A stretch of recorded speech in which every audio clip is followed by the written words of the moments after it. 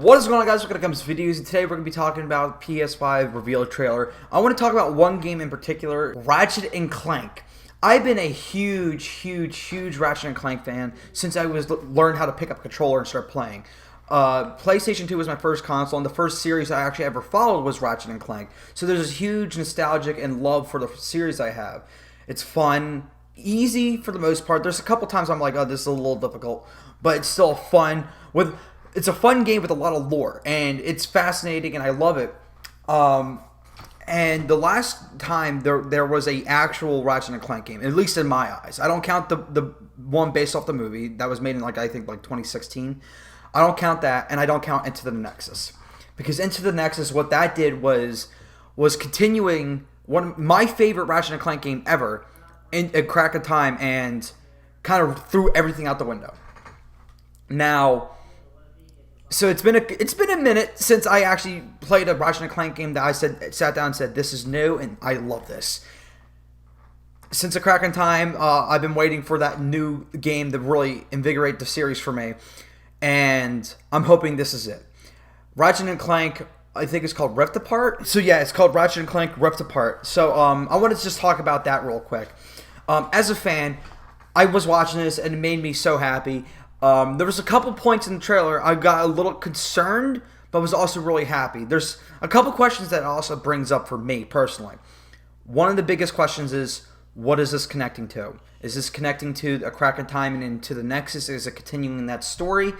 Or is this just another part of the game we got in 2016? Is that continuing off of that? We don't know. And I think the trailer was wise to do that, to keep me asking questions, and I think they're going to probably reveal that later. The only thing that's making me think that it's not continuing off of crack in time is it doesn't say future series. The future series is easily my favorite part, even though the originals, you can't touch them. They're like the holy trinity. The first three are fantastic, but the future series is something that I just love lore wise, because they really expanded on Ratchet's past, and that's why I love the Future series so much. So there was Ratchet and Clank Future, Tools of Destruction, and then Ratchet and Clank Future, The Crack in Time, and then Ratchet and Clank Future Into the Nexus, which was a major disappointment because they cut it short because of that god-awful movie that spit on my face. One thing that really disappointed me that makes me think that it's also that's the case, that being there's a huge plot line in A Crack in Time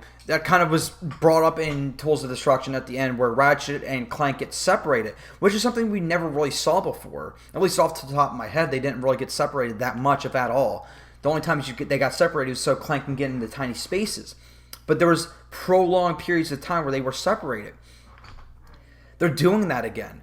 And personally, me as a fan, I'm not really looking forward to that, because them being separated, I feel like it does wonders for the characters, but I just don't want to see that again, especially because my favorite game already has done that plot line where they're separated. The one thing that got me really excited, that there was another Lumbax. So for those who don't know the Future series, it was Ratchet trying to figure out his past, like I said, but he was trying to figure out what happened to the Lumbaxes, because the villain in Tools of Destruction was heavily insinuated, and they pretty much believed that the Lumbaxes were extinct.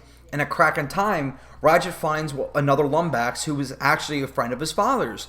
And I gotta replay the game. It's been a long time. I gotta get PlayStation now to be able to play it. But it really delved deep into the lore, and then that Lumbax went bad because he was trying to bring everyone back. And the game officially ends with him saying, okay, Clank, we're going to go find my family. And Clank's like, I'm here with you to the end of the road, bro. And they just go off. And Into the Nexus, it just starts off with them giving up. We don't even get to see them delving deep. And how we find out is the villain explained that to us. Like, you gave up looking on your family. And I'm like, really? Anyway, that's Into the Nexus plotline that I did not like. But anyway. So, the fact that if this is Future series or not, the fact that we're exploring the lore in the world of Lumbaxes really excites me. It's very interesting because this is the first time that something like this happened in the Ratchet and Clank series. Like, portals being open, rifts in the dimensional barriers and stuff like that just being ripped open. That's awesome stuff. We never saw that before.